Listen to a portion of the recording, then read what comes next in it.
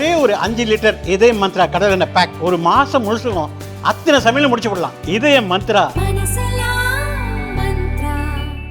Thank you for the kind introduction, Your Excellency, the Governor of Tamil Nadu, Mr. R. Ravi Avangal, Mr. K.T. Raghavan, President of Citizens Forum, and the other organizers, and my colleague Colonel Prince. Ladies and gentlemen, it's indeed a great pleasure to be here this morning, and I thank the organizers for inviting me to talk about what I would call as one of the most transformative milestones in India's history, India's military history, Operation Sindoor. So before I get on to that, I will, in between, I'll try and talk in Tamil as well. But the importance is to highlight in simple terms for everyone to understand what was the operation all about and why is it a transformative milestone in India's military history, strategic history, and India's in the path to India's rise as a world power. Well, Sindoor is a punitive operation for the dastardly terrorist act that happened in Pahalgam on April 22nd. But before that, to understand the operation in full measure, I would take you back to a few events in the last 25 years.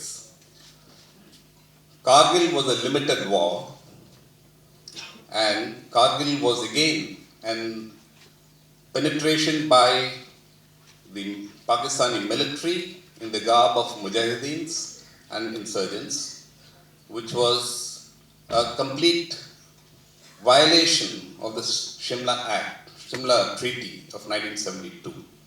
And when this came to our light, then one, we had the world with us, that borders cannot be changed by force.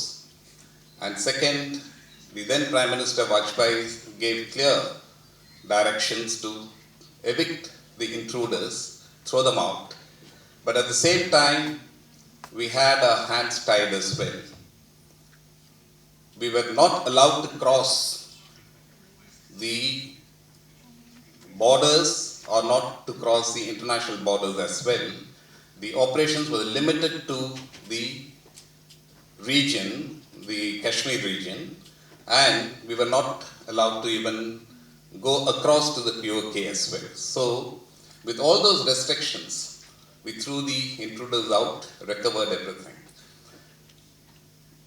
The second event in history is in 2001 when Parliament was attacked, and we mobilized and remained mobilized for 1 year completely.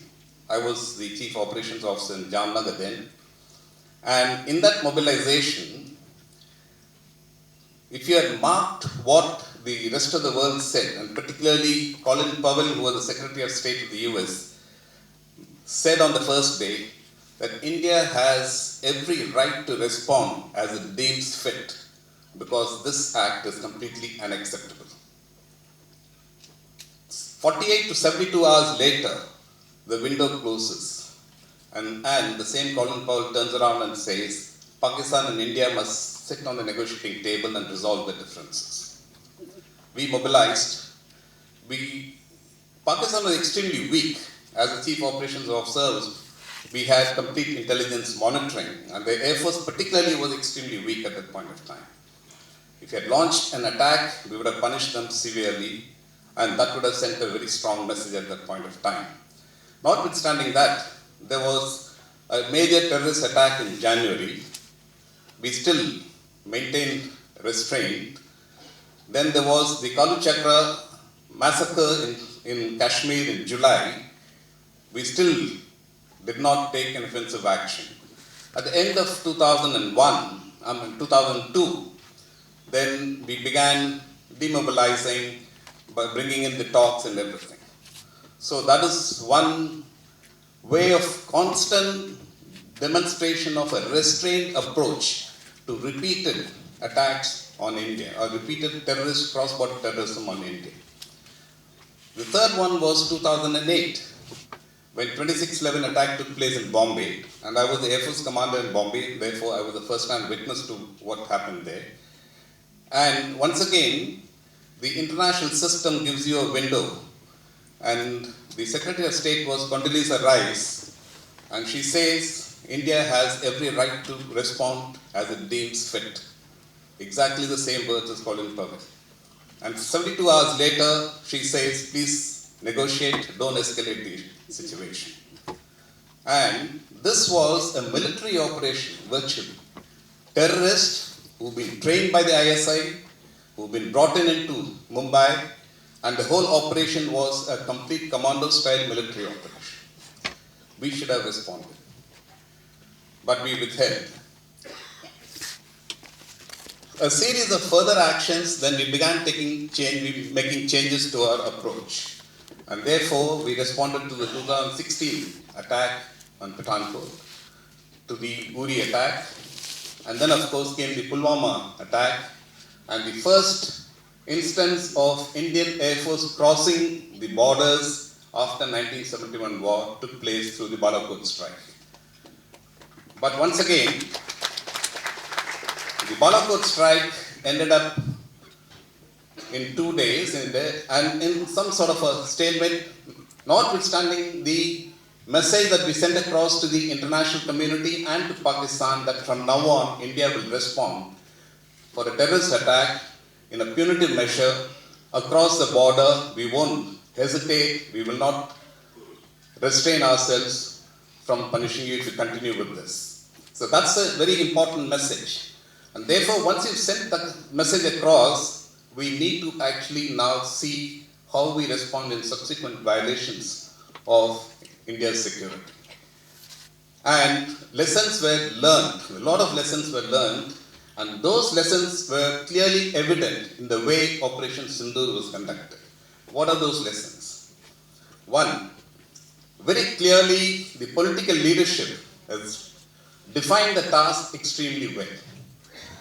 With absolute focus and clarity. This is a model, I would say, repeat of 1971 war. The political leadership, Clausewitz says war is an extension of politics. And therefore, every war is a tool to achieve political objectives. What were the political objectives here? Demolish the terrorist infrastructure. And ensure that the message has gone across very clearly that we will continue to do that without any inhibition wherever your infrastructure is there in your country. At the same time, we are both nuclear weapon states, and therefore we will execute the operation in such a way that escalation control is maintained. We have escalation in our control, right? That's the political direction that's given to the military. The second part is military is clearly told, choose your targets. The others are not giving you targets. The intelligence will do their job extremely well and give you accurate information on the targets. And then you decide how to match your weapons, what kind of weapons you want to choose, and how you want to destroy the targets. That's extremely important. That's precisely what was planned. So it indicates an excellent, very well planned operations. That's one. Second, based on the experience of Balakot and the lessons learned from that, we have also in the 5 years between 2019 and 2025, there's been a tremendous change in the technology and the weapons on both sides, but particularly with us. We have stand-up weapons. The BrahMos have been matured, both the land-based version and the airborne version. The BrahMos, when we developed it, it's done with the Russian collaboration originally, and we were not part of the MTCR missile technology control regime at that point of time, and therefore it had a range limitation of 300 kilometers. But once we became members of the MTCR in 2008, that limitation goes away. So today, officially we can say I have a range of about 500 to 600 kilometers. I can extend it to any amount of range. Plus, it is also a strategic weapon if I want to use it as one. The BrahMos is a trisonic cruise missile. That is, it travels at the speed of 3 times the speed of sound. As of today, there is no defense against trisonic and hypersonic weapons and missiles. Second, it is not a ballistic missile. In a ballistic path, you can predict the path and therefore you can monitor the missile approach. A cruise missile will navigate and dodge the defenses and then get your target precisely. Okay, so this is a major change that was available. Second, we've acquired the Rafale, an excellent 4.5 generation aircraft. Along with it, very important standoff weapons. The Hammer is a long-range standoff weapon. More importantly, Storm Shadow or the Scalp EG is a long-range weapon. Again, ranges are classified, but what is available in the open source, I can tell you that that's about 300 kilometers or 250 kilometers. And therefore, with all these capabilities, the military defined how they are going to conduct the operations, which is not to cross the international border, not to cross the LOC, and still attack the targets that have been identified with the weapons that you have. Along with that, you have ISRO's developed capabilities in which I don't have to depend on GPS nor on GLONASS, which are our external navigation systems. Our NAVIC provides the accuracy that we want, right up to 3 meters accuracy. And therefore, it's a complete indigenous solution. And as long as we are prepared for handling the electronic warfare and cyber attacks, all this is in our control. This is what is extremely important to understand. So, you have the operation taking off on 7th early morning, and as per what the Pakistanis say, there were 75 aircraft from our side. And what is important is the terrorist attack took place on April 22nd, and our response was on 7th early morning on May. So there's an interval of 14 days. There is no surprise. In normal course of war, when I launch an offensive, surprise is an important element. But here we very well knew how we are going to react, or rather the enemy knew how we are going to react, and therefore he was extremely well prepared. So what is the preparation here? One, after 2019, Pakistan acquired an aircraft called J-10 from the Chinese. The J-10 is again a 4.5 generation aircraft. It is actually a development of the Israeli Lavi aircraft. Israeli Lavi was developed in the 80s as a competitor to the F-16. It would have overtaken the F-16, so the Americans put pressure on them, told them to close it, we'll give you the F-16. So the Israelis, being what they are, they made money out of it by selling the plans to the Chinese. The Chinese, with their research process, worked on it for the next 10 years and developed. So by late 1990s, the J-10s had started flying. And now, post-2019, with Pakistan being in jitters, they now acquired these aircraft.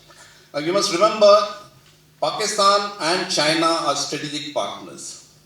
There is a paradox. China-India trade has touched $128 billion last year, marginally overtaking our trade with the US as well.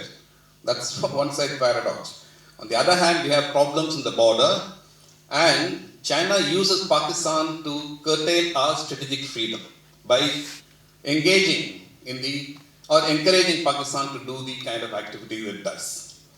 More importantly, as Prime Minister Modi said, the transition from responding piece by piece to certain cross-border violations or terrorist acts in the past, now the Prime Minister says, this is a new normal. What is the new normal? Is that you do any terrorist attack, I will consider it as an act of war. And that's an extremely important transformation. And why is that? Here is a state, ever since Zia-ul-Haq came to power in 1987, has encouraged and grown terrorist organizations in its country with an intimate partnership between the Pakistani army and these organizations. So Jaish-e-Mohammed, LET, Lashkar-e-Taiba are co-located with army, trained with the army, and they are the front soldiers in peacetime to engage with India, to keep India on tenterhooks. So at some point of time, you have to tell the world that, and we've been saying that for a long time, that Pakistan is the epicenter of terrorism. And if that is so, you must deal with a state that supports terrorism rather than only hit the terrorist on an occasion. We pride ourselves in the way, as the Mr. Gayatri explained in the Purananuru, on our way of warfare. Our way of warfare is extremely humane. We do not accept collateral damage. We do not attack women and children. We limit our focus on the targets to be destroyed. And that is what we did in the Operation Sindoor. So on the 6th and 9th and 7th early morning, we only focused on the terrorist targets. 9 targets were destroyed. And then we informed Pakistanis that this is the message we are sending it to you. And if you are going to escalate by responding, then you are going to be in trouble. Pakistan is escalated. And this time, a lot of new weaponry were introduced. Drones, missiles, and we have an air defense system called the Integrated Command and Control System, of which I was involved from 2005. And that has proved to be absolutely mature and an excellent wall that defeated many of the attacks from Pakistan. So 8th and 9th were attacks on India's military, attempted attacks on Indian military targets. We responded by breaking the air defense, telling them Lahore is now open for much heavier attack from us. And then many other attacks were done on military targets to send a message. When that didn't still work, then on 10th morning, as you mentioned, in 23 minutes, a combination of BrahMos missiles, Scalps EG missiles, and the standoff missiles and BrahMos missiles from Su-30s decimated 11 targets, air bases. And what is more important, which is of course nobody will accept, is that we are sending a message by attacking a core area of the strategic headquarters of Pakistani military and nuclear establishment. So although it's near to those targets, the message that you're sending is, I know where your critical strategic assets are located.